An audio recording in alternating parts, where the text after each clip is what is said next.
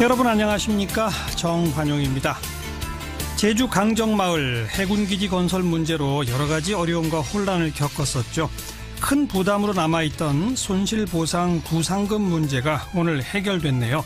정부가 오늘 구상금 34억 5천만 원 청구를 취하하기로 한 건데요. 잠시 후 이 문제와 관련한 결의안까지 대표 발의했던 더불어민주당 위성곤 의원 연결해서 설명 들어보겠고요. 잘 이해가 안 되기도 하고 또 여러 가지 논란을 빚고 있는 비트코인 문제, 국내에서는 거래 전면 금지까지 검토한다는 얘기가 들리는데, 하지만 시카고 옵션 거래소에서는 또 활발하게 거래가 됐다고 그러죠, 어제부터. 오늘 중앙일보 고란 기자로부터 좀 친절한 설명 들어보겠고요. 7시 5분 시작되는 2부에서는요, 직장 갑질에 대해서 이야기합니다. 올해 가장 큰 화제가 됐던 단어가 바로 이 갑질 아닌가 싶은데, 직장 갑질 해결을 위해서 만들어진 직장 갑질 119라고 하는 단체가 있습니다. 여기 활동하는 박점규 운영위원 또 윤지영 변호사 두 분 스튜디오에 직접 초대해서 자세한 이야기 들어보고요. 외신에 보도된 우리 모습 살펴보는 밖에서 본 한국 코너까지 2부 시간에 준비하겠습니다. 잠깐 광고 듣고 출발하죠. 정부는 오늘 제주 강정마을 관련 구상금 34억 5천만 원 청구를 취하하기로 결정했습니다. 작년 3월 박근혜 정부는 이 해군기지 건설 반대 시위로 공사가 지연돼서 손실이 발생했다면서 시위 참가자와 단체 5곳에 구상금 34억 5천만 원 청구하는 소송을 제기했었죠. 이걸 이제 취하하기로 오늘 결정을 한 겁니다. 정부의 이번 결정 끌어내기 위해서 결의안까지 대표 발의했던 더불어민주당 위성곤 의원을 연결해 봅니다. 위 의원 안녕하세요. 예, 안녕하세요. 반갑습니다. 오늘 국무회의에서 소송 취하 결정을 내렸습니다만 정확히 말하면 법원의 강제 조정안을 수용하기로 한 거죠? 예, 맞습니다. 법원이 강제 조정을 뭐라고 했습니까? 결정사항 그렇습니다. 원고는 피고들에 대한 이 사건 소를 모두 취하하고 피고들은 이에 동의한다. 원고와 피고들은 이 사건 제주 민군복합형 관광미항 건설공사 과정에서 발생한 사안과 관련하여 이후 상호 간에 일체의 민형사상 청구를 제기하지 아니한다. 예. 3번 원고와 피고들은 상호 간에 화합과 상생 및 강정마을 공동체 회복을 위하여 노력한다. 4번 소송 및 조정 비용은 각자 부담한다. 이 네 가지 사안에 대해서 법원이 결정사항을 조정안을 냈고요. 예. 관련해서 당사자인 정부와 강정마을회가 모두 동의를 했습니다. 법원은 왜 이런 강제 조정안을 만들었습니까? 지금 일어나는 분쟁이 계속될 경우 당사자들 간의 이익과 손실의 정도가 더욱더 더 늘어날 거라고 판단하기 때문에 이걸 정절하고 공평하게 하기 위해서 결정 조정을 하였습니다. 그러니까 법원의 판단은 해군기지 건설에 반대해서 그것 때문에 공사가 지연됐다고 해서 그 비용, 그 손실을 그 반대 시위한 사람들한테 부과시키는 건 좀 무리하다, 이런 판단을 한 건가요? 예, 그런 판단을 한 것이고요. 또 그 소송이 계속 진행되어서 실질적으로 그 지역 공동체 화합이라든가 이미 이제 군 기지가 건설돼 있고 이미 군대가 주둔해 있기 때문에 별로 이렇게 도움이 되지 않는다, 이렇게 보신 것 같습니다. 그렇게 되면 이 구상금을 정부가 받지 못하면 결국 그 손실 비용은 그냥 정부가 떠맡게 되는 거죠? 그렇게 되어지는 거죠. 거기에 대해서 지금 자유한국당은 좌파들한테 아무리 폭력을 행사하고 깽판 쳐도 감옥 가고 돈 물어주지 않는다는 믿음을 강화한 것이다, 이렇게 비판하고 나섰는데 어떻게 생각하세요? 이 사건은 사실은 이제 어떻게 발생을 했냐면 2007년 4월에 강정마을에 임시총회가 87명으로 해서 유치 결정을 하게 되어집니다. 그것을 근거로 해서 이 사업이 시행되었는데요. 그 마을회 내부에서 이것이 무효라는 마을총회를 재차 열게 되어집니다. 2007년 8월 26일에 마을총회에서 725명이 참가한 가운데 680명이 반대로 부결이 되어지는데 그렇게 되었음에도 불구하고 마을이 이 사업을 유치했기 때문에 사업을 추진한다라고 정부는 해왔습니다. 마을의 의사에 반해서 진행되어진 거기 때문에 그런 의사에 반영되어서 절차적으로 문제가 있다라고 그 주민들은 지적하고 지금까지 10년 넘도록 싸우고 있는데요. 결국 이제 이렇게 국민들의 의사에 반대의 의사를 이렇게 반대하는 의견에 대해서 정부가 소송으로 맞대응을 하게 되어진다라면 결국 이렇게 국민들의 의사 표현의 자유가 제한되어진다라는 게 제 생각입니다. 그렇기 때문에 좌파들이 폭력을 행사해서 깽판을 쳤다고 얘기하는데 전혀 그런 일은 없고요.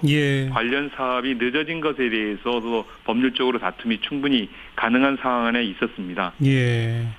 알겠습니다. 그러니까 원천적으로 지역 주민들의 동의를 구하지 못한 채 강행한 그 잘못부터가 있기 때문에 그 책임을 그 지역 주민들한테 물릴 수 없다. 이 논리시지 않습니까? 그렇죠. 그럼에도 불구하고 정부가 소송을 제기했던 거 작년 3월에 그거에 대해서 우리 위성권 의원은 전략적 봉쇄 소송이다 이렇게 표현하셨던데 무슨 뜻입니까? 전략적 봉쇄 소송이라는 건 어떤 거냐면 이제 비판이나 반대의 의견을 잠재우기 위해서 민사 소송이나 형사 고소를 남발하는 것을 얘기하는 건데요. 이제 해외 사례에서 아마존 숲 파괴를 우려해서 그린피스 회원들에게 맥도날드가 거액의 명예훼손 손해배상을 낸 사례들이 있습니다. 이런 사례들을 이제 전략적 봉쇄 소송이라고 하는데 결국 국민들이 그 거대한 권력이나 아니면 큰 자본이 추진하고 있는 사업에 대해서 반대할 여자가 있으면 그것에 대해서 우선적으로 소송을 걸어서 다음부터는 그렇지 못하게 만드는 그러한 행위라고 볼 수 있겠습니다. 이번 행위는 당연히 그런 거죠. 국민들에게 이제까지 단 한 번도 정부 정책에 반대하는 것에 대해서 구상금을 청구해 본 적이 없습니다. 정부가. 전례가 없죠. 그런데 이번 해군기지만 그렇게 전략적 소송처럼 구상금을 청구한 거죠. 기업체들이 노조가 파업하면 손해배상 소송 내고 가압류하고 이게 워낙 사회적 문제가 되어 왔지 않습니까? 정부가 비슷한 일을 했던 거죠, 사실. 그렇습니다. 그래서 이제 우리 안호영 의원과 금태섭 의원님께서 관련 법안도 지금 제출돼 있습니다. 알겠습니다. 이제 좀 강정마을 평화를 찾았으면 좋겠네요. 여기까지 말씀드릴게요. 고맙습니다. 감사합니다. 더불어민주당 위성권 의원이었습니다.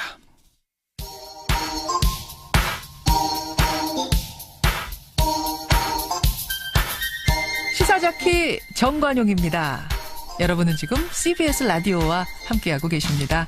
저는 출근길 김현정의 뉴스쇼 김현정입니다. 비트코인이 요즘 아주 난리입니다. 우리 정부는 비트코인 거래를 전면 금지하는 방안까지 검토하고 있다. 이런 소식이 전해지는데요. 그런데 어제 오전에 세계 최대 선물 거래소인 시카고 옵션 거래소에서 비트코인 선물 거래가 시작됐고 비교적 성공적이었다. 거래량도 예상보다 많았다. 이런 평가가 나오네요. 그럼 미국은 이걸 제도권 내로 끌어들인 것인지 어떤 것인지 궁금증이 참 큽니다. 중앙일보의 고란 기자를 연결해 봅니다. 안녕하세요. 네, 안녕하세요. 시카고 옵션 거래소에서 선물 거래를 시작했다. 미국은 그러면 이걸 제도권 내로 끌어들인 거로 해석해야 됩니까? 이게 무슨 뜻이죠? 정확히 말하면 제도권으로 끌어들였다라기보다는 비트코인 거래를 제도권 내에서 가능하도록 길을 열어줬다. 이 정도로 해석하는 게 더 맞을 것 같습니다. 다만 투자자 보호 장치 같은 걸 마련하고 자금 세탁 부분에 대한 철저한 방지책을 마련하는 거래소에 대해서만 거래를 허용해주고 있는 상황입니다. 그러니까 제도권 내에서 거래될 수 있는 가능성을 열었다. 네, 그러나 제도권 내로 끌어들인 건 아니다. 정확히 해석이 잘 안 되는데요. 그게 이 비트코인이라는 이 소위 말하는 이 암호화폐라고 하는 게요. 사실 지금까지 있었던 금융상품 혹은 화폐와는 전혀 다른 새로운 것이기 때문에 해외에서도 아직까지 이에 대한 뚜렷한 입장을 밝히진 않았습니다. 다만 이게 이 암호화폐가 기반한 블록체인 기술이라고 하는 게 4차 산업혁명의 핵심 기술이다라고 하는 부분을 인정하고 있기 때문에 일단 이 가능성을 열어두면서 문제가 발생할 경우에만 개입하겠다라는 수준에서 일단은 지켜보자는 입장 정도로 정리할 수 있겠습니다. 지금 짧게 말씀해 주시는 사이에 제가 모르는 단어가 여러 개 나왔습니다. 먼저 암호화폐, 그러니까 비트코인이 그 암호화폐의 일종인 거죠? 네, 그게 뭔지 좀 설명해 주세요. 사실 우리나라에서는 가상화폐라는 말로 더 알려져 있는데요. 10,000원짜리 지폐는 손에 쥘 수가 있잖아요. 그렇지만 이 비트코인은 볼 수가 없다. 가상이다라고 해서 가상화폐라고 불렸습니다. 그런데 사실 이 비트코인이라고 하는 건 기존에 나온 그 가상화폐, 무슨 우리가 생각할 수 있는 항공사 마일리지나 싸이월드에서 옛날에 썼던 도토리 같은 것과는 좀 개념이 다르거든요. 이것은 블록체인, 분산 원장 기술을 기반으로 한 새로운 형태의 화폐이기 때문에 예. 암호화폐라고 부르는 것이 좀 더 정확하다라는 게 업계 입장입니다. 예. 방금 그 암호화폐를 설명하면서 블록체인 무슨 기술에 기반한 그러셨단 말이에요. 네, 예, 예. 이제 그걸 설명해 주세요. 예, 이 블록체인 기술은 말 그대로 블록이 체인으로 연결돼 있다는 건데요. 지금까지 우리가 이제 인터넷을 생각을 하면 중앙 메인 서버가 있습니다. 그 서버에 개인들이 연결해서 뭐 서로 통신을 할 수 있고 한 건데요. 예. 이 블록체인 기술은 중앙 메인 서버가 없습니다. 모든 개인 간의 거래 기록이 블록 안에 담기고요. 그 개인들은 그 블록의 일부분을 모두 다 공유하고 있고요. 예. 쉽게 말해서 중앙 통제 장치가 없는 서버가 없는 기술인데요. 예. 분산 원장 기술로서 새로운 기술로 각광을 받고 있습니다. 근데 그것이 4차 산업혁명의 핵심 기술인 이유는 뭡니까? 이게 분산 원장을 하면 사실 지금 그 컴퓨터 기반으로 해서 가장 문제가 되는 게 해킹이잖아요. 그렇죠.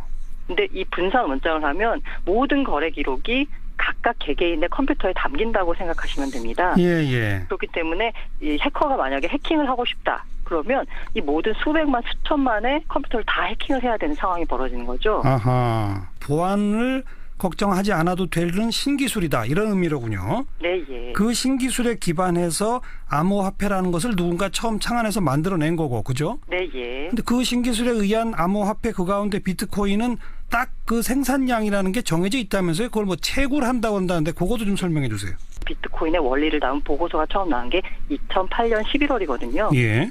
그때 생각하시면 2008년 9월에 바로 글로벌 금융위기가 터졌죠. 그랬죠. 예. 그러면서 그 미국 정부가 금융위기를 극복하는 대안 중에 하나로 한 게 달러를 찍어내는 거였습니다. 예. 그러면서 전 세계로 달러가 풀리면서 실물 자산의 가치가 떨어졌죠. 예. 그런 데 대한 문제의식을 갖고서 이 나카모토라는 사람은 발행량을 제한해서 화폐 가치가 떨어지지 않는 화폐를 만들어보자 라고 했던 겁니다. 이렇게 발행량이 정해져 있다라는 사실 때문에 지금 그 희소성이 있는 거잖아요.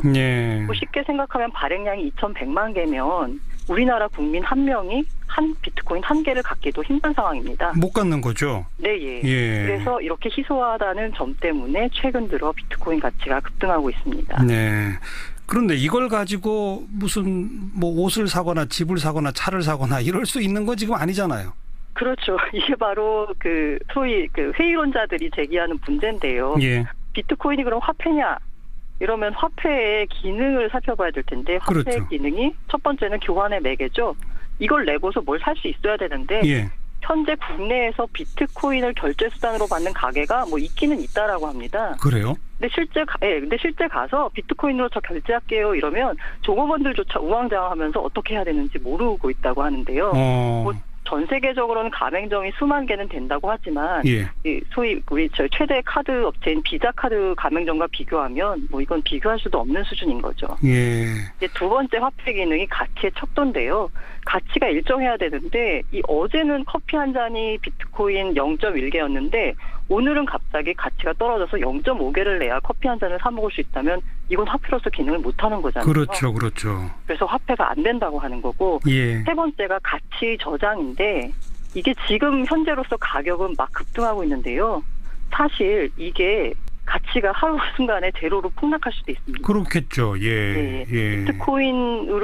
비트코인이 가치라고 하는 건 이 비트코인을 사는 사람들의 신뢰에 기반한 거거든요. 그런데 하루아침에 이게 신뢰가 깨지거나 아니면 전 세계 정부가 나서서 야, 비트코인 거래를 우리가 전면 금지하겠다 이러면 비트코인 가치가 제로가 되는 거죠. 그렇죠. 비판하는 사람들은 이런 문제점을 지적을 합니다. 전 세계 정부들이 다 고민하고 있을 것 같은데 우리 정부는 거래 전면 금지까지 검토한다는 얘기까지 나왔습니다. 며칠 있으면 이제 대책을 내놓겠다는 건데 다른 정부들 주요 국가 미국이나 일본 뭐 유럽 국가들하고 우리랑 좀 비교했을 때 앞으로 어떻게 될 것 같습니까? 사실 미국을 비롯한 유럽들은 다 가능성이 있는 기술이기 때문에 일단 지켜보자. 다만 그 과정에서 벌어지는 사기나 투자자 보호를 훼손하는 조치 이런 것들은 철저히 단속하겠다는 거고요. 그러니까 일본 같은 경우에는 가장 적극적인데요. 일본은 왜 잃어버린 10년, 20년 이런 얘기를 하잖아요. 그렇죠. 이게 이제 비트코인 이런 암호화폐가 4차 산업혁명의 기반이 될 수 있다라고 보기 때문에 이에 대해서 적극 연구하고 장려하는 건데요. 어쨌든 그래도 투자자 보호는 필요하다는 입장에서 그 비트코인 거래소 같은 경우에는 인가제를 통해서 정부의 인가를 받은 곳만 거래를 허용하고 있습니다. 예. 반대로 중국은 가장 심한데요. 중국은 그 지난 9월 말에 가상화폐 거래, 암호화폐 거래 전면 금지를 발표했습니다. 예. 정확히 말하면 아예 거래를 금지하는 건 아니고요. 이게 왜냐하면 그냥 전자적으로 가치를 이동할 수 있기 때문에 그냥 국내 거래소가 안 되면 해외 거래소도 거래할 수 있거든요. 그렇죠. 다만 중국 내 투기를 근절하겠다라는 차원에서 위화나 환전을 금지했습니다. 그렇다 보니까 중국 일반인들은 위화나 환전을 못하니까 이게 현실 가치가 없는 거잖아요. 예. 그래서 일반인들은 투자를 안 하고 소위 말하는 그 세력들, 일부 꾼들만 투자하는 시장으로 바뀐 상황이고요. 알겠습니다. 나라마다 차이도 굉장히 크군요. 네, 예. 우리도 조금 더 일단 지켜봐야 되겠습니다. 뭐 정답이 뭐다라고 아직 말할 단계는 아닌 것 같군요. 네, 예. 네, 자세한 설명 잘 들었습니다. 예, 감사합니다. 중앙일보의 고란 기자였습니다. 윤태곤의 뉴스 사이다. 의제와 전략그룹 더모아의 윤태곤 실장 어서 오십시오. 네, 안녕하세요. 문 대통령 내일부터 중국 방문하죠? 그렇죠. 취임 후 첫 중국 방문입니다. 우리가 주변 4강국을 짚어보면은 취임 이후에 미국을 제일 먼저 방문했고 그다음에 러시아를 의외로 갔죠. 근데 모스크바가 아니라 극동쪽의 행사를 방문하는 형식이었거든요. 그리고 내일 중국 베이징을 방문하게 되는 거죠. 예. 그런데 뭐 만만치가 않다는 보도가 계속 나오네요. 여러 가지가 걸쳐 있는데 요약하자면 이렇습니다. 우리 입장에서는 중국이 북핵에 대해서 압박을 가해주길 바라는 거 아니겠습니까? 그렇죠. 그 외에 이제 뭐 경제라든지 평창 올림픽 등등에 대해 가지고 완전히 정상화하는 계기로 삼고 싶은데 중국이 그렇지 않은 것 같다는 거죠. 중국은 계속 사드 얘기한다는 거고. 그렇죠. 앞서 한중 양국의 10월 31일 합의라는 게 있었어요. 사실 내일 중국 방문도 그 후속으로 이루어지는 거죠. 그 합의가 뭐였죠? 이른바 이제 3불 원칙이라고 이야기하지 않습니까? 그러니까 사드 배치 이후에 이게 다 경색됐으니까 이걸 정상적인 발전 궤도로 조속히 회복해 나가자. 그러면서 3불 원칙이라는 걸 한 게 사드 추가 배치 불가, 미국 미사일 방어 체제에 한국은 참여하지 않는다. 한미일 군사 동맹은 추진하지 않는다. 이거예요. 특히 중국이 계속 말이 많은 게 이게 뭐 약속이냐, 노력한다는 거냐, 그 시제가 뭐 현재로선 하지 않는다냐, 앞으로 영원히 하지 않는다냐, 이런 걸 가지고 계속 말이 있는 거예요. 시진핑 주석 같은 경우에는 베트남에서 문 대통령 만났을 때 뭐 역사 앞에 책임 이런 문구까지 사용을 했었거든요. 우리 정부는 근데 그 사드 추가 배치 안 된다, MD에 불참한다, 한미일 군사동맹을 추진하지 않는다, 이거는 원래부터의 우리 정부가 계속 취해온 자세를 그대로 확인하는 거다, 이런 입장인 거죠. 거기다 우리 주권 문제가 있지 않습니까? 이걸 뭐 영원히 안 한다 이런 거 중국하고 약속할 일이 아니잖아요. 이런 문제는. 그래서 이번 정상회담에서 완전히 이게 뜻이 같이 되기가 어려울 것 같다라는 게 이제 바로 드러난 게 그 회동 마친 다음에 언론에 대한 행사예요. 뭐 그래서 공동 성명이 아예 없다면서요? 맞습니다. 제가 설명을 해드리자면은 양 두 나라 정상이 회담을 하고 나면은 제일 높은 수준의 언론 응대가 공동 기자회견입니다. 예컨대 돌발 질문이 나올 수도 있잖아요. 거기에도 막힘이 없을 만큼 양국이 완전히 뜻을 같이 한다는 거죠. 기자들의 모든 질문에 답하겠다. 그 다음이 공동 성명입니다. 이거 이제 기자 설명 질문은 없고 그냥 성명까지는 낸다. 그렇죠. 그 다음이 이제 공동 언론 발표인데 이건 질문을 안 받는데 정제된 문장으로 양국이 공통으로 인식을 같이 한 것만 서면으로 밝혀가지고 해석의 여지를 남기지 않는다는 거죠. 그런데 이번에 공동 성명이 없다는 얘기는 뭘 한다는 겁니까? 각자 알아서 하는 겁니다. 공동 언론 발표도 없어요? 그것도 없어요? 양국이 이게 알아서 하기로 돼 있다. 그래요? 물론 이런 경우에도 물밑에서 상대방 발언 수위 등에 대한 조정 같은 걸 시도하긴 해요. 하지만 최악의 경우에는 서로 다른 이야기가 나올 수 있다는 거죠. 이번 같은 경우에는 앞서 말씀드린다시피 이제 사드가 뜨거운 감자인데 우리가 좀 짐작해 볼 수 있는 게 이런 게 있습니다. 보통 해외 순방 전에 대통령이 상대국 주요 언론하고 인터뷰를 해요. 그렇죠. 오늘 문 대통령이 중국 관영 CCTV하고 인터뷰한 게 중국에서 방송이 됐습니다. 기자 질문이 어떤 게 있었냐면요. 중국어에는 언필신 행필과 라는 말이 있다. 말에는 반드시 신용이 있고 행동에는 반드시 결과가 있어야 된다는 말이다. 수억 명의 중국 시청자들을 위해 어떤 방향으로 한국이 노력하겠다는 것인지 구체적으로 말씀해달라. 저는 좀 무례하게 느껴졌거든요. 그러니까 중국 CCTV는 또 관영 언론이지 않습니까? 네. 이게 정부의 시각이 반영된 질문이라고 볼 수 있는 거죠. 네. 이런 질문에 대해서 뭐라고 답변했나요? 문 대통령은 우리가 했던 그 원칙 내에서 계속 이야기를 했는데 뭐 약속이다, 영원히 하지 않겠다 이런 이야기는 안 하는 거죠. 대통령 할 수 없고 그렇죠. 해서도 안 되는 것이고. 그렇죠. 그런데 이제 3차례, 4차례 오늘 질문이 있었더라고요. 그래서 공동 성명도 공동 언론 발표도 없이 네. 각자 정부가 알아서 결과를 발표한다. 그렇죠. 참. 그리고 이번에 충칭도 방문한다면서요? 맞습니다. 그 충칭은 인구 3천만이에요. 세계 최대 도시 중에 하나인데 그 역대 대통령들이 상하이를 간 적도 있고 이렇습니다만 이번 문 대통령이 충칭을 방문하는 거는 다목적 보석인데 우리 입장에서 보면은 충칭은 현대차하고 SK 하이닉스 등 기업들이 다수 진출해 있고 김구 선생이 이끈 대한민국 임시정부 청사하고 독립유적지가 보존된 도시예요. 중국 입장에서 보면은 1대1로라고 중국에서부터 이제 쭉 유라시아 대륙을 관통하는 그 사업을 추진 중이지 않습니까? 그렇죠. 그 출발점이거든요. 아하. 그러니까 우리가 이런 경제 협력을 강화할 수 있다라는 시그널을 보내기 위한 것이고. 경제적 목적이 크군요. 네, 충칭 방문은. 또 정치적으로 보면 거기 이제 시의 당서기가 천민월이라고 시진핑 주석의 최측근이에요. 아, 그래요? 제가 옛날 이명박 대통령 때 그 미국 순방을 따라간 적이 있었는데 시카고를 그때 이 대통령이 갔었거든요. 그때 시카고 시장이 램 이메뉴얼이라고 오바마의 비서실장 출신이었어요. 그런 포석이 있는 거죠. 알겠습니다. 수고하셨습니다. 감사합니다. 윤태곤 실장이었습니다.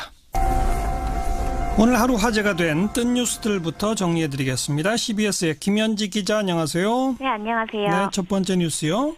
남북 축구 대결입니다. 예. 오늘 오후 4시 반부터 일본 도쿄에서 열린 북한과의 동아시안컵 2차전이 조금 전 끝났는데요. 결과부터 말씀드리면 1대0으로 이겼습니다. 네. 하지만 이겼다고 좋아하기엔 애매합니다. 우리가 얻은 1점이 북한의 자책골이기 때문인데요. 후반 19분에 김민우가 왼쪽 측면에서 크로스를 올렸는데 진성욱과 볼을 경합하던 북한 수비수 리영철이 그만 북한 골문에 공을 넣고 말았습니다. 네, 승리에 기뻐하기엔 다른 아쉬움도 많은데요. 경기 내내 북한의 밀집 수비에 번번이 막히고 또 끌려다니기에 급급해서 전술 변화가 절실하다는 지적입니다. 그래도 이겨서 다행이긴 한데 우승할 수 있을까요? 네, 그건 두고 봐야 할 것 같은데요. 하지만 이번 승리로 지난 중국전에서 2대2로 비겼던 한국 대표팀은 승점 4점을 얻었는데요. 만약 나흘 뒤 일본과 열리는 3차전에서 이기면 작년에 이어 동아시안컵 2연패를 노릴 수 있게 됐습니다. 3차전은 16일 오후 7시 15분에 시작됩니다. 네, 다음 뉴스는요? 추위에 쓰러진 어르신에게 이 최강 한파의 날씨에도 자신의 패딩을 벗어 응급조치를 취한 중학생들의 얘기입니다. 어제 오전부터 온도가 급격히 더 떨어졌죠. 그런 탓인지 서울 답심리시장에서 한 어르신이 정신을 잃고 쓰러졌는데요. 이를 본 중학생 6명이 달려가 어르신을 빠르게 안아 일으키고 다른 학생은 입고 있던 패딩 점퍼를 벗어 할아버지 몸을 덮어드렸습니다. 학생들의 빠른 조치 덕분인지 할아버지는 곧 정신을 차렸는데요. 학생들은 여기서 그치지 않고 어르신을 업어서 집까지 모셔다 드렸다고 합니다. 이런 모습이 담긴 사진이 인터넷상에 오르면서 오늘 하루 네티즌들의 많은 관심과 응원을 받았습니다. 참 기특한 학생들인데 누군지는 밝혀졌나요? 네, 이 가슴 따뜻한 이 사진을 민병두 의원이 페이스북에 올리면서 약 2시간 만에 댓글로 반가운 제보를 받았는데요. 전농중학교 1학년 엄창민 학생 등 6명이라고 합니다. 네티즌들은 기특하다, 이런 학생들이 있어서 대한민국이 돌아가는 것 같다면서도 무엇보다도 중학생 1학년이 구조의 정석을 보여줬다는 게 신기하다. 어른들이 본받아야 할 것이라면서 학생들의 예쁜 모습에 고마움을 나타냈습니다. 정말 예쁘네요. 자, 다음 뉴스요. 네, 오늘 오전 출근길에 미국의 심장부인 뉴욕 맨하튼에서 지하철 폭탄 테러가 발생했습니다. 그나마 다행인 게 폭발물이 제대로 터지지 않아서 부상자는 용의자를 포함해 4명에 그쳤는데요. 바로 2달 전이었죠. 8명의 목숨을 앗아간 트럭 테러에 이어 뉴욕이 또다시 극도의 테러 공포에 휩싸였습니다. 용의자는 잡혔죠? 예, 용의자는 27살의 방글라데시 출신 이민자인데요. 몸에 파이프형 폭탄을 장착해 자살 폭탄 테러를 감행하려 했던 것으로 보입니다. 특히 사고 발생지는 타임스퀘어 인근 지하철역으로 매년 6,400만 명이 이용하는 곳인데요.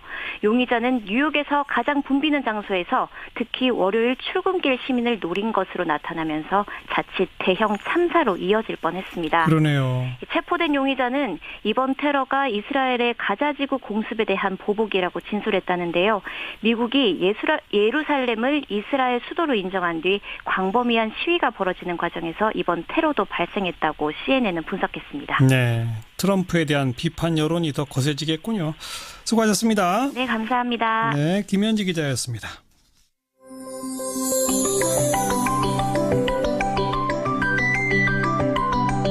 지금 여러분께서는 한림국제대학원 대학교 정관용 교수가 진행하는 시사자키 정관용입니다를 듣고 계십니다. 직장 갑질 119라는 단체 여러분 들어보셨나요? 직장 내에서 일어난 갑질 행위들 이런 걸 제보하고 상담도 받을 수 있는 민간 공익단체입니다. 이 단체를 통해서 그 간호사들의 선정적인 장기자랑 이게 세상에 알려진 바로 그곳입니다. 지난 11월 1일 출범했는데 한 달 만에 무려 2,000건이 넘는 갑질 신고와 상담이 쏟아졌다고 그래요. 그래서 오늘 직장 갑질 119에 박점규 운영위원 그리고 윤지영 변호사 두 분을 스튜디오에 직접 초대했습니다. 어서 오십시오. 안녕하세요. 안녕하세요. 네, 어떻게 해서 이런 단체를 만들게 됐습니까? 저희가 지난 촛불 때인데요. 예. 촛불을 들고 나온 청년들을 보면서 근데 특히 밤늦게 광장으로 나오는 청년들을 보면서 저분은 토요일까지도 일을 하고 밤늦게 촛불 들고 나오시는데 돌아가면 저분의 직장에서는 정말 민주주의가 실현될 수 있을까? 예. 이런 생각을 저희가 하면서 예.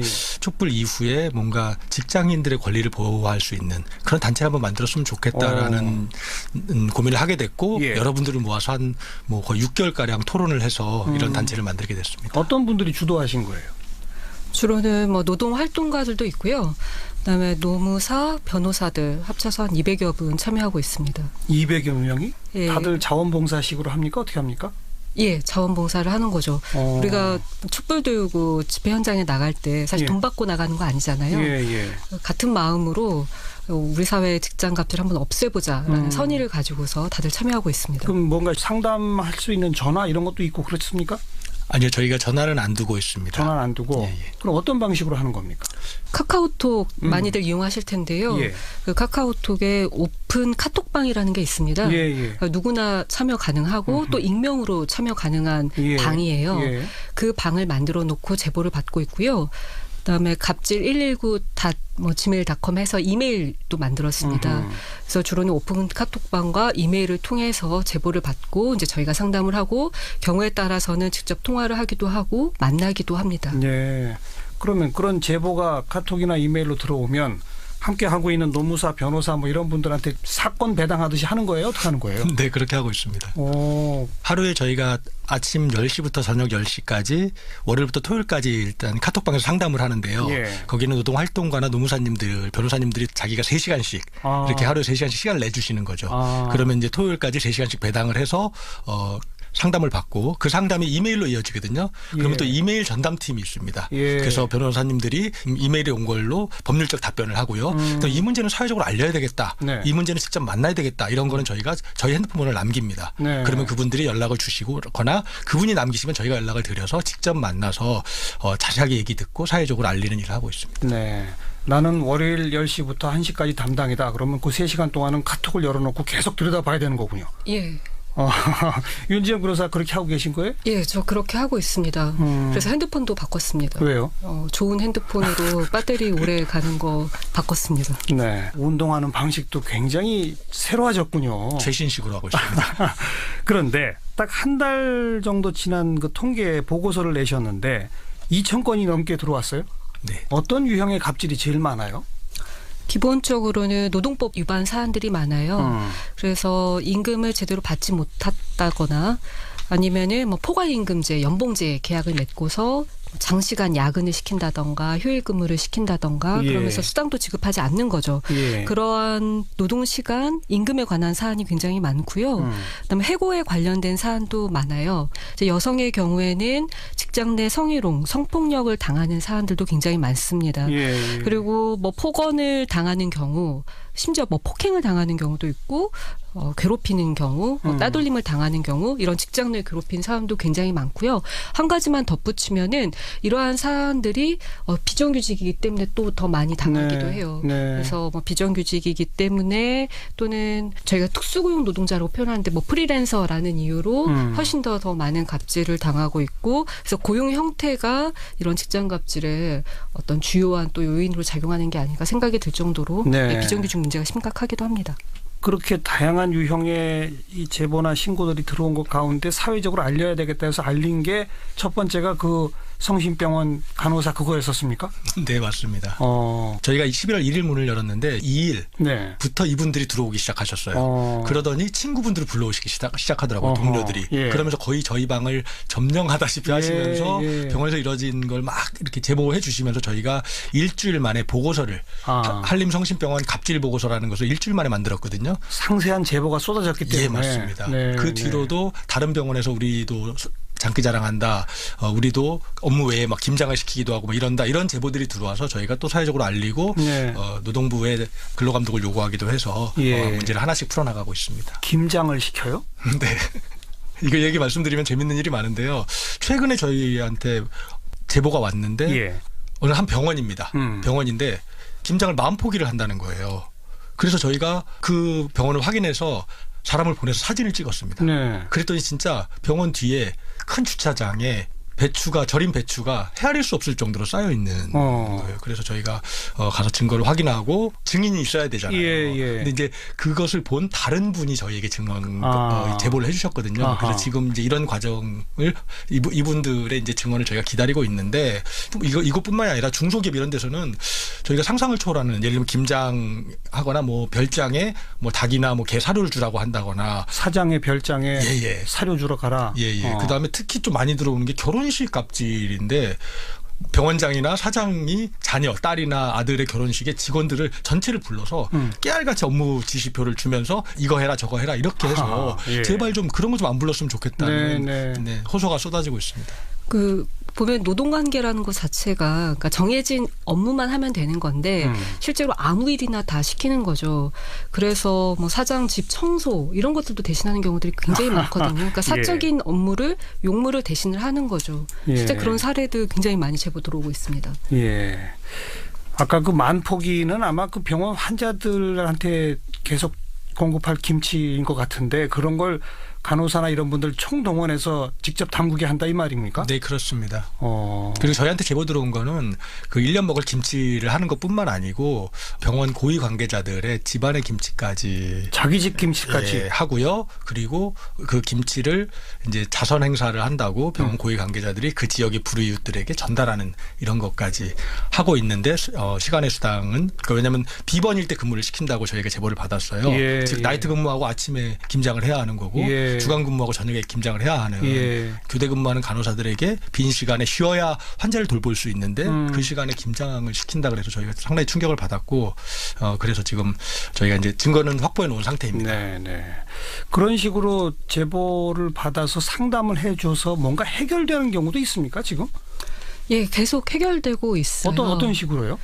저희가 일단 법률 상담을 했을 때 당사자 스스로 해결하는 경우도 있어요. 그러니까 이게 법적으로 뭐 위법하다라고 이야기를 하면은 직장갑질 119에 문의를 해봤더니 이거 불법이라더라라고 그 이야기를 사장한테 가서 얘기를 하면 사장이 직장갑질 119에서 이렇게 상담을 받았단 말인가라고 하면서 자체적으로 해결하는 경우도 있고요.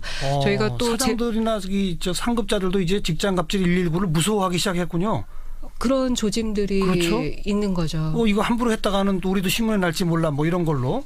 그렇죠. 그래서 직장갑질 119에 제보하겠다라고 해서 알아서 해결되는 경우도 있고요. 그다음에 저희 들어오는 사안들 중에 어쨌든 증거가 충분히 확보된 사안들은 바로 고용노동부에 근로감독을 요구를 해요. 그래서 지금 몇 군데는 근로감독이 실제 이루어지고 있고 그 과정 중에서 못 받은 임금을 받는다던가 해고 문제가 해결되는 사례들이 지금 계속해서 나오고 있습니다.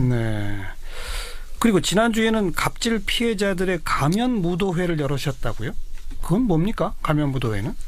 말 그대로 갑질을 당하는 피해자들이 가면을 쓰고 모여서 서로 이야기를 나누는 자리였어요. 여기 제보하신 분들이 왜 가면을 쓰고 모여요? 안타까운 건 직장 갑질을 당하는 피해자들이 그 피해 사실을 대놓고 이야기를 못해요. 왜냐하면 그걸 이야기하는 순간 본인의 신분이 노출되고 오히려 더 많은 불이익을 당하는 거죠. 소위 말하는 찍히는 일이 발생을 하기 때문에 사실 그냥 피해를 그냥 고스란히 안에 담고 있는 건데요. 가면을 쓰면 어쨌든 익명성이 보장되는 거잖아요. 그래서 좀 더 쉽게 이야기할 수 있도록 편하게 갑질을 이야기할 수 있도록 하기 위해서 가면 무도회를 마련을 했습니다. 몇 분 정도나 모이셨어요? 전체 그 갑질 피해자들 한 15분 정도 모였는데요. 참여자들 합치면 한 30-40명 같이 모였습니다. 그 15분들이 서로 자기가 당한 갑질 사례를 이야기하면서 분위기가 어땠습니까? 재밌었던 거는 그 어느 사무직에서 일하시는 분인데 대기업이세요. 근데 그분이 그 부당한 거에 항의해서 이제 사실상 이제 해고시키려고 했던 거죠. 그분을. 근데 이제 그분이 혼자 이제 맞서서 싸우셨던 이야기를 들려주셨는데 그 뒤에 이제 이렇게 자기 갑질을 토로하는 분들이 저분처럼 이제 자기들도 싸워야 되는데 그 이제 갑질의 경험을 배우신 거죠. 어떻게 회사가 갑질했고 그걸 어떻게 극복했고 또 그러기 위해서는 건강도 굉장히 중요하기 때문에 건강을 지키기 위해서 어떻게 했다라는 얘기를 막 들려주시니까 나중에 저희가 발표가 끝나고 335 모이셔서 얘기하시는데 서로 이제 그 갑질 선배한테 후배들이 사례를 전수받고 근데 더 재밌는 건 저희가 카카오톡 방에서 밤 10시 되면 저희 법률가들이나 저희들이 스태프들이 퇴근하잖아요. 그러면 그분들이 남으셔가지고 자기들끼리 그 밤에 새로 들어오신 분들을 이런 상담을 해주고 계세요. 그러면서 그런 용기도 불어넣어 주시고 위로도 해주시고 그래서 밤이 훨씬 더 훈훈합니다. 그러니까 갑질을 당할 때 이렇게 대응해라. 그런 노하우를 서로 전수하는 거로군요. 지금 이 방송에 모범적인 대응 노하우 좀 소개해 주시면. 저희가 그 갑질에 대응하기 위한 7가지 방법을 마련을 했어요. 첫 번째는 갑질을 당했을 때 그 내용을 그때그때 기록을 해둔다. 구체적으로 적어놓으면 그런 것들이 다 쌓이고 기록이 되고 또 증거가 되기도 하거든요. 가능하면은 사진이나 녹음도 필요하겠네요. 맞습니다. 그래서 두 번째가 녹음을 한다. 그다음에 세 번째가 월급 명세서, 계약서, 영수증 같은 문서들을 모아둔다. 증거 자료. 예, 맞습니다. 그다음에 네 번째도 이제 CCTV 위치를 확보를 해둔다.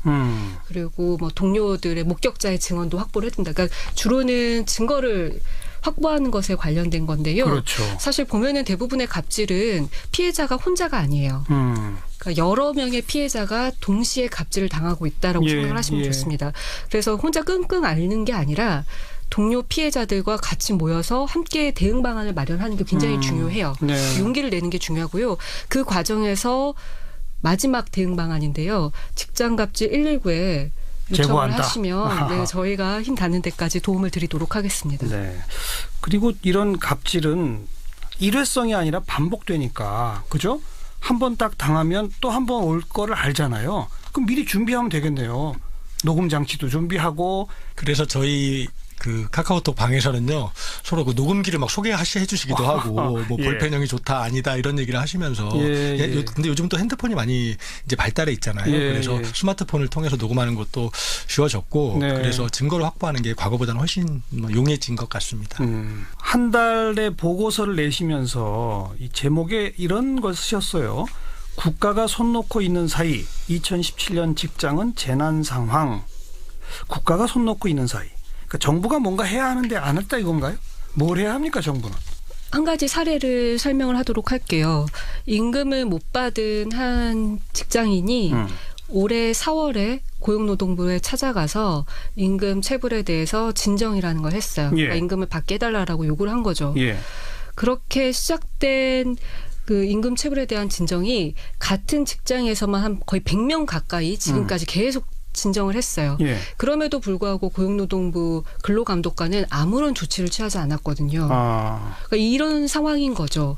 그러니까 막상 본인 입장에서는 임금을 못 받았기 때문에 너무나 중요한 문제인데 네. 이걸 가지고 고용노동부 근로감독관을 찾아가면 그냥 놓고 가시라, 서류 놓고 가시라라는 식인 거고 또 조사가 시작되면은 본인의 익명성을 보장을 하는 게 아니라 그걸 그대로 사장한테 가서 이러이러한 사람이 이렇게 제보를 했다더라라고 알려주기도 하고 그리고 이제 근로감독을 하는 경우에도 이게 사실 이제 불시에 들어가서 근로감독을 해야 되는데 미리 다 예고를 하는 거예요. 사업주한테 언제 근로감독하겠다. 그러면 그 사이에 불법 영업 단속하러 가면서 경찰이 전화해 주는 거랑 비슷한 거군요. 예, 그렇죠. 그러니까 그 사이에 이제 사업주 입장에서는 미리미리 다 준비를 해놓는 거죠. 윤 변호사님께서 얘기하신 데가 제주에 있는 유명한 호텔이거든요. 아마 거기 뭐 이름만 얘기하면 알 수 있는 호텔인데요.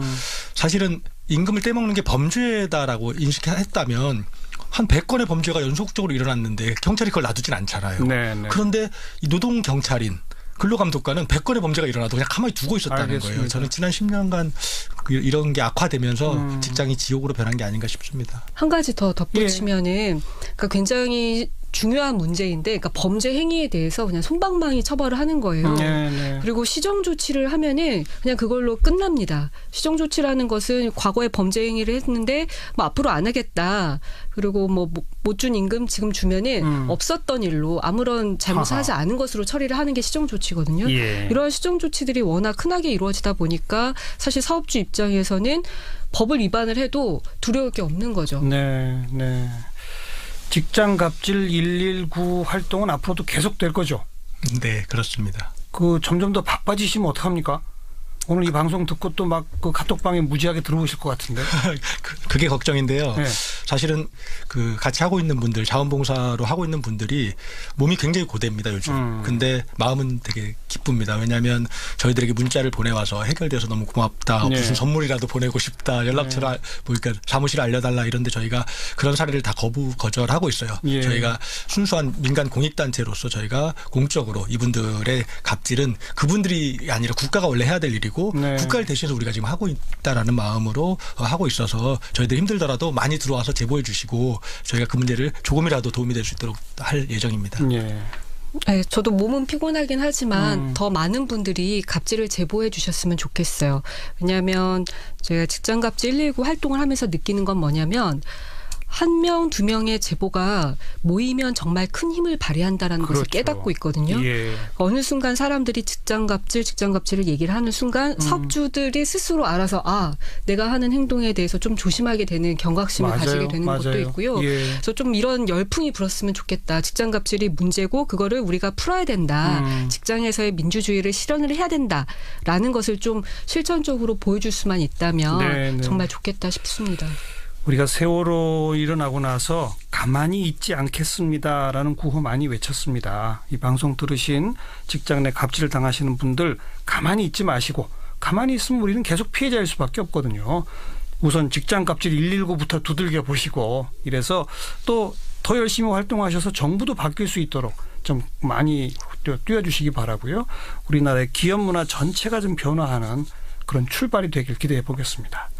두 분 너무나 감사합니다. 고맙습니다. 고맙습니다. 직장갑질 119의 박점규 운영위원 그리고 윤지영 변호사였습니다.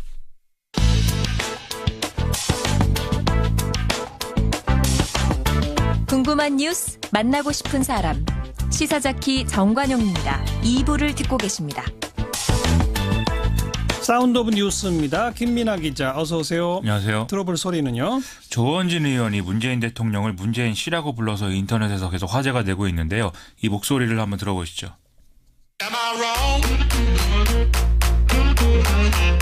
문재인 씨가 제대로 하고 있는가? 저는 그렇지 않다고 봅니다. 1년 전 촛불은 거짓 성동 음모 조작 기획된 권력 찬탈입니다. 문재인 씨 6개월 만에 이 나라 안보가 무너졌습니다. 대통령에 대한 호칭은 조금 주의를 기울여 주시기 바랍니다. 대통령으로서 잘해야지 대통령이라고 부르죠. 흥진호 납북 사건, 프로야구 개막식에 가서 문재인 씨와 문재인 씨 부인은 시구를 하고 치킨을 먹었습니다. 도대체 7일 동안 청와대가 뭘 했습니까? 대한민국 국민이 북한에 납치되어 있는 상황에서 가서 프로야구를 시구하고 치킨을 먹는다?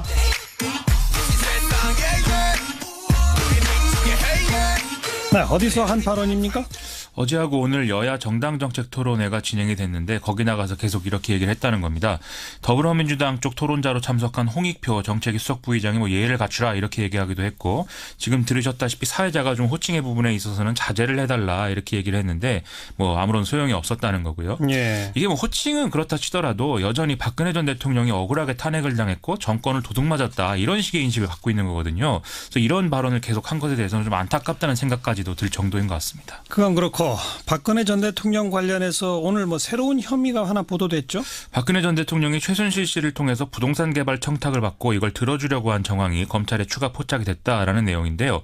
검찰은 오늘 서울 서초구 내곡동 헌인마을 개발업자로부터 박근혜 전 대통령을 움직여서 국토교통부의 뉴스테이 사업직으로 지정받을 수 있도록 해달라 이런 내용의 청탁을 받고 3억 원을 수수한 업자 한모 씨를 구속 기소했습니다. 예. 또 이 사람과 공모한 최순실 씨의 독일 측근 데이비드 윤 씨를 인터폴에 적색 수배를 하고 국내 송환 절차에 착수한다 이렇게도 밝혔습니다. 그래서 실제로 박 전 대통령이 움직였다는 거예요? 어떻다는 거예요? 검찰이 파악한 바에 따르면 박근혜 전 대통령은 작년 4월 정도에 안종범 전 수석을 통해서 국토부의 헌인마을 뉴스테이 사업지구 지정 검토를 수차례 지시를 했다는 것입니다.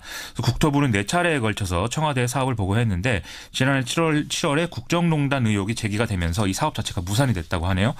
검찰은 최순실 씨의 알선 수재 공모 여부 그리고 박근혜 전 대통령 지시의 불법성 부분에 대한 법리 검토 이런 것들을 통해서 추가 수사를 진행한다는 예정입니다. 또 하나가 걸렸군요. 그런 것이죠. 자, 자유한국당 원내대표 경선 결과가 나왔죠?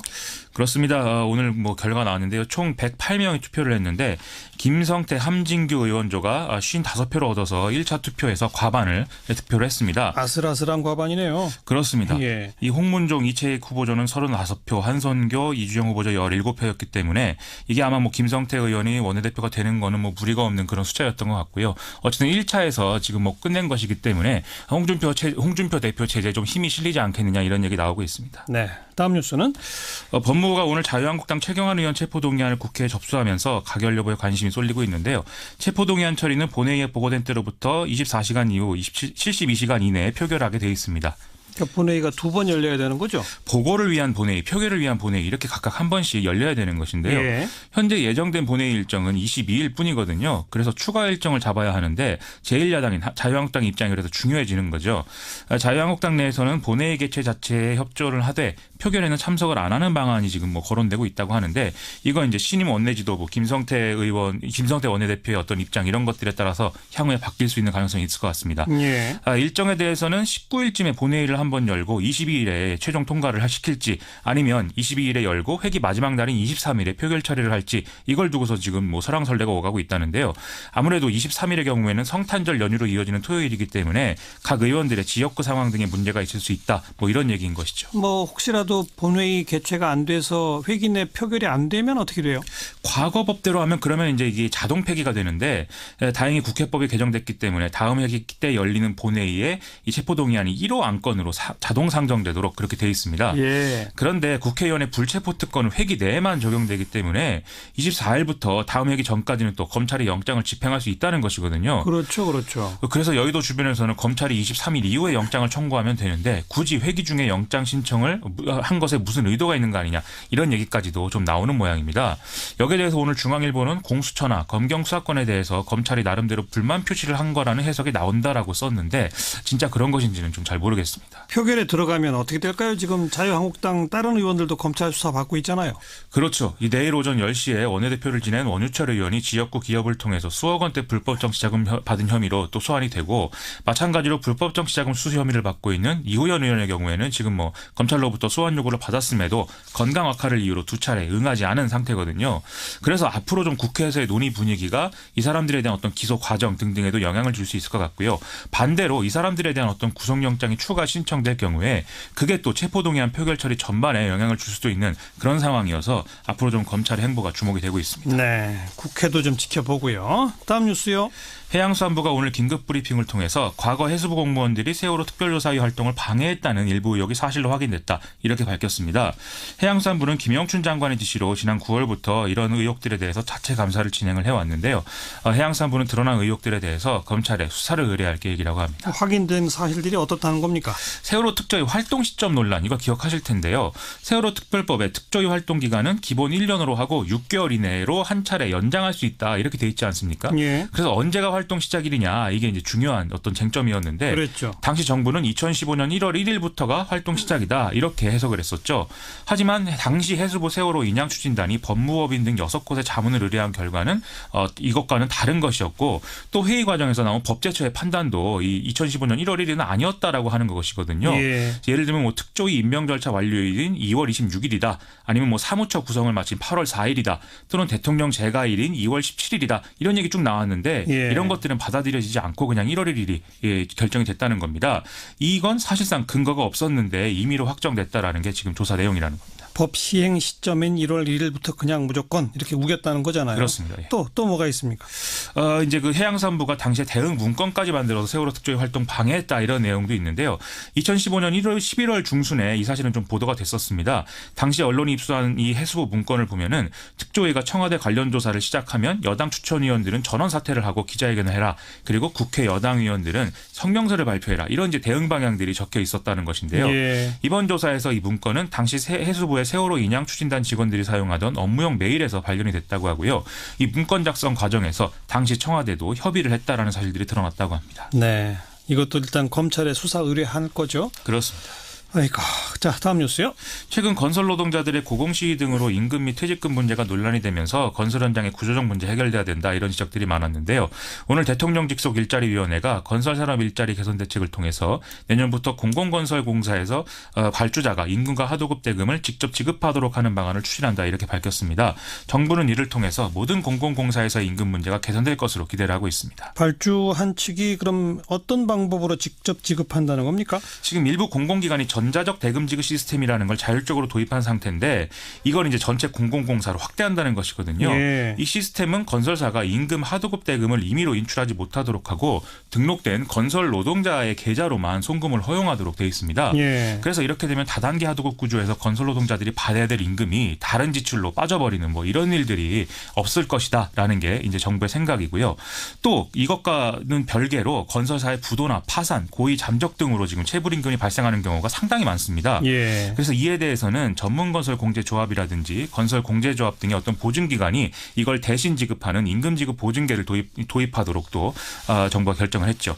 그리고 또 이것은 모든 공공 및 민간공사에 의무적으로 적용되도록 하고요. 건설사들이 공사에 착공 전에 이 보증 가입을 해서 발주자에게 이 내용을 미리 제출하도록 강제를 하고요. 만약에 가입하지 않은 경우에는 과태료를 부과하도록 그렇게 되어 있습니다. 또 발주자가 책정한 인건비 이상을 건설사가 의무 지급하도록 강제하는 이 적정 임금제도 도입이 된다고 하는데요. 이것과 관련해서는 내년부터 2년간 일단 시범 사업을 추진하고 2020년부터 본격 시행한다. 이런 계획이라고 합니다. 네, 수고하셨습니다. 고맙습니다. 김민아 기자였습니다.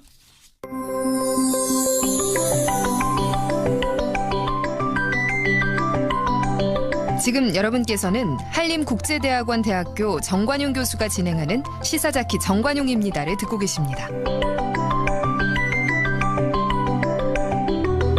외신에 보도된 우리 모습 살펴보는 밖에서 본 한국 코너입니다. 국제문제평론가 인문결 연구소의 임상훈 소장 어서 오십시오. 네, 안녕하십니까. 문재인 대통령 내일부터 중국 국빈 방문하게 되는데 중국 내에서도 보도가 많이 나오고 있죠? 네, 중국 언론들이 이번 문재인 대통령의 나흘간의 국빈 방문을 아주 비중 있게 보도를 하고 있습니다.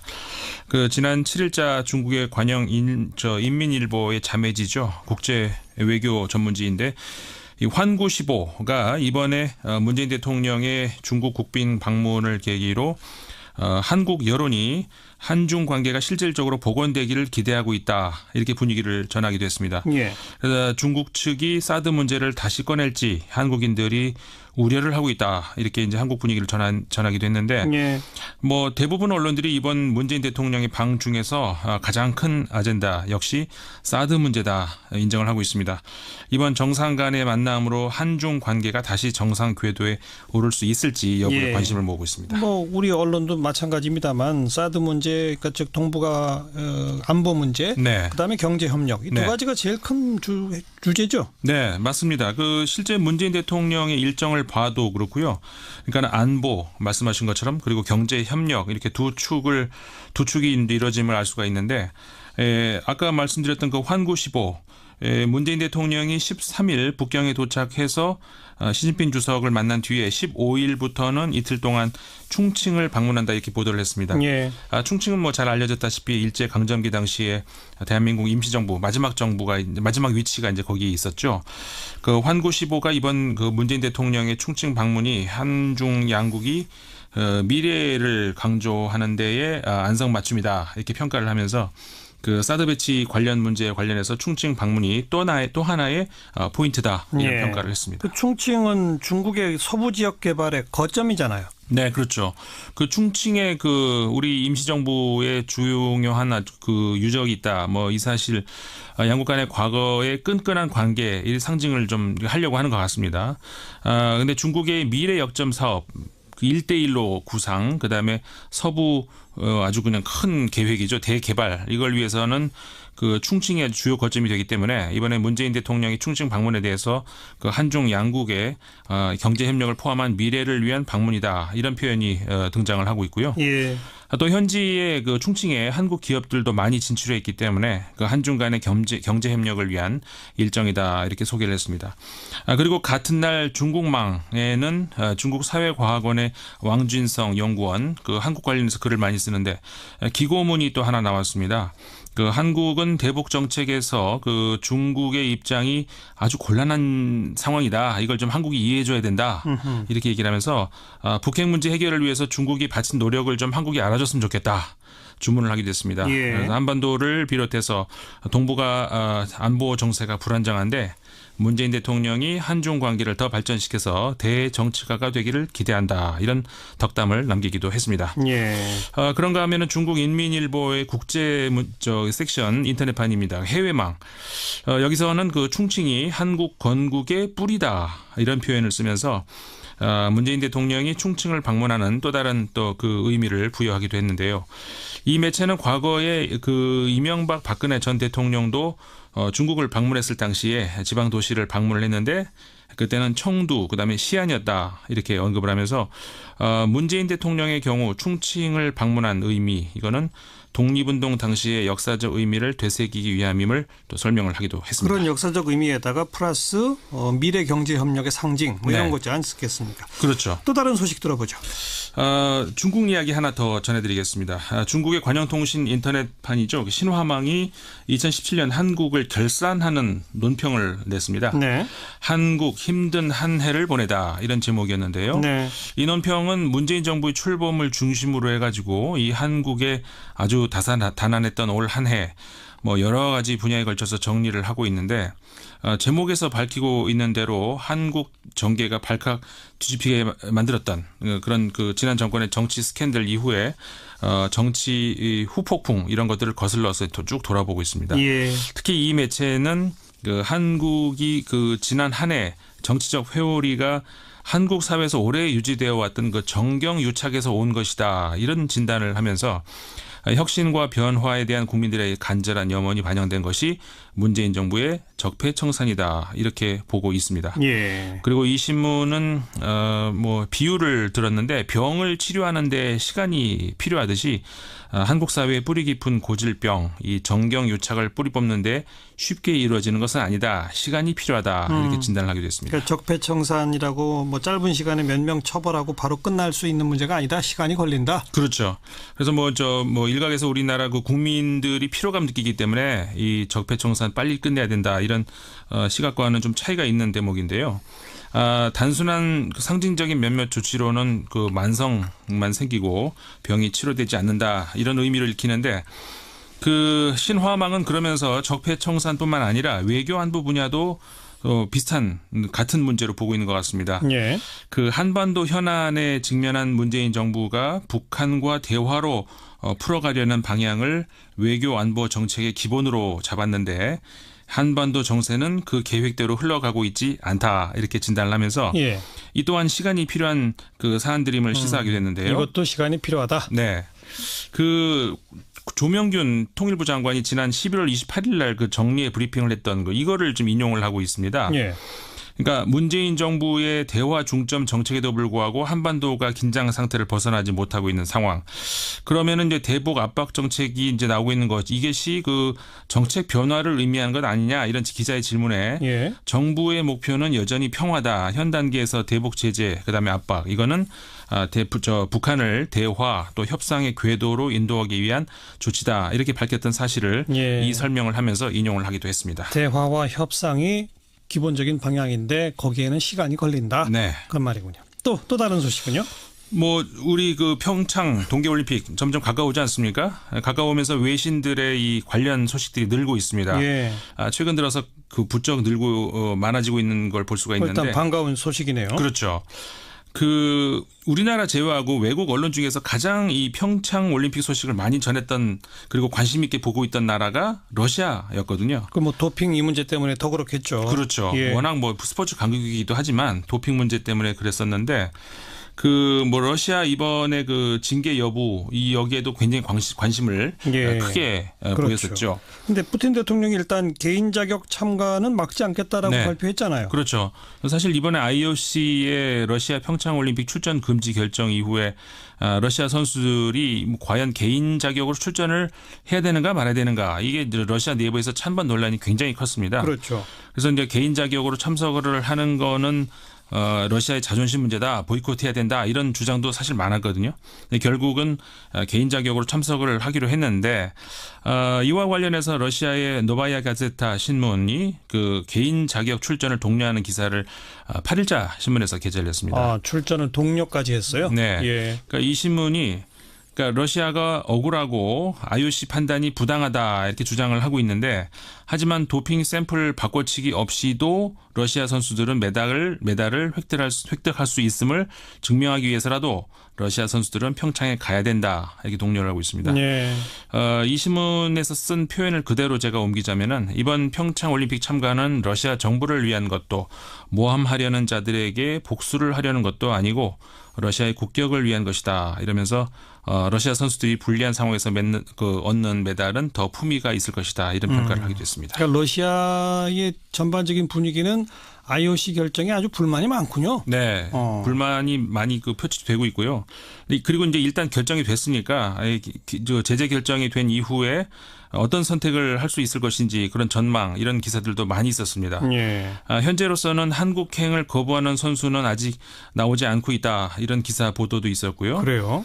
그리고 IOC의 결정 이후에 그 러시아 내에 한국행 항공권 검색이 증가했다. 이런 보도도 나왔습니다. 예. 그러니까 한 여행사가 IOC의 결정 이후에 한국행 항공권 그 수요 분석을 발표를 했는데 그 아까 말씀드렸던 것처럼 IOC의 제재 발표 전에 이미 그 러시아 언론들이 그 평창 올림픽에 대한 관심이 상당히 높았었거든요. 네. 그 이번 그 IOC의 결정은 오히려 그래서 그 평창 동계 올림픽에 대한 러시아인들의 관심을 오히려 증가시킨 결과를 만들었다. 이런 분석도 또 러시아에서 나오고 있습니다. 아무튼 선수들 좀 많이 왔으면 좋겠고요. 네. 또 다른 소식이요? 뭐 올림픽이 가까우니까 또 개고기 논란이 하나둘씩 나오는 것 같습니다. 또 나와요. 네, 그 이번에는 벨기에였습니다. 드 모르겐이라고 하는 신문인데 그 5일자 기사에서 이런 내용이 소개가 됐습니다. 수세기 동안 개고기는 한국의 음식 메뉴 중 하나였는데 평창 동계 올림픽을 앞두고 이런 식문화를 청산하려 하고 있다 이렇게 전하면서 예. 한국에서 최근 들어서 개고기 전통이 압박을 받고 있다. 근데 이 젊은 세대들은 그다지 개고기를 좋아하지 않는다. 이렇게 소개를 하면서 한국에서 게 시장이 점점 줄어들고 있는 추세다. 예. 근데 그 이유 중에 하나가 게를 애완동물로 인식하는 경향이 증가하고 있기 때문이다. 이렇게 신문을 전하기도 했습니다. 네. 이런 식으로 좀 자연스럽게 정리가 돼 가겠죠. 그렇죠. 자, 또 다른 이야기는요? 그 영국 하원 의원이 한 영국의 무가지 신문의 기관 글을 소개해드리겠습니다. 어제의 날짜였는데요. 제목이 한국 기회이자 영감의 원천 이렇게 되어 있습니다. 예. 마크 필드 그러니까 보수당 의원인데요. 예. 올해 8월 그다음에 11월 두 차례 한국을 찾은 것 같습니다. 두 번 다 여전히 한국은 생동감이 넘친다 이렇게 얘기를 하면서 혹시 북한 미사일이나 핵실험에 한국인들이 겁을 먹었을 것이라 생각하면 오산이다. 한국은 수십 년 동안 같은 위협과 더불어 살아왔고 이 사회는 평소처럼 아무 일 없이 돌아가고 금융시장은 긴장에 별다른 반응을 보이지 않고 꾸준히 성장을 해왔다 이렇게 전하면서 이 마크필드 의원이 한국과 영국 사이에 의외로 공통점이 많다. 이렇게 얘기를 하는데 어떤 공통점이요? 첫째로 양국이 오랜 정통의 역사를 가지고 있다. 그리고 그 외에도 뭐 남수단의 평화 유지 등 G20에서 그 유엔에서 그리고 또 유엔에서 다양한 사안 관련해서 공조가 있다. 예. 그 한국 전쟁에서 같이 그 나란히 참여를 했고 영국 병사들이 1,106명이 사망을 했다고 하네요. 예. 그다음에 뭐 그 외에도 아프가니스탄, 이라크 이런 데서 전사자 수를 합친 것보다 그 영국이 한국에서 싸워서 사망한 전사자가 더 많다. 이런 얘기들. 그러니까 굉장히 그 한국에 대한 어떤 애착 느껴지고요. 한국의 역동성과 북한의 폐쇄성을 대비하는 그런 글이었던 것 같습니다. 하원 의원의 기고문. 네. 그리고요.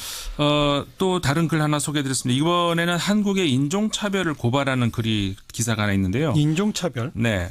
그러니까 홍콩 신문입니다. 사우스 차이나 모닝 포스트가 그 11일자 신문인데 이게 기고문이 실렸습니다. 예. 한 조사 기관의 보고에 따르면은 한국에 거주하는 외국인의 94.5%가 차별을 당한 적이 있다. 이렇게 대답한 것으로 조사했다고 하거든요. 94.5%나? 저도 이거 보고 굉장히 충격적이었습니다. 예. 근데 이제 이 신문에 따르면은 일본의 경우에 2017년 조사에서 30%의 외국인이 그런 경험이 있다 대답한 것으로 나타났다고 하거든요. 네. 그러니까 이 한국 내에 인종차별 문제가 상당히 심각하다 이런 이야기가 되는데 그 몇 년 전이었었죠. 유엔 인종차별 특별보좌관이 한국에 그 인종차별 금지법 제정해야 된다 촉구를 하지 않았습니까? 근데 아직까지 이게 도입이 안 되고 있다. 이 신문이 또 이렇게 언급을 하기도 했습니다. 아직 우리나라는 이게 좀 다른 외국인들의 수가 급격히 증가한 게 최근이기 때문에 그렇죠.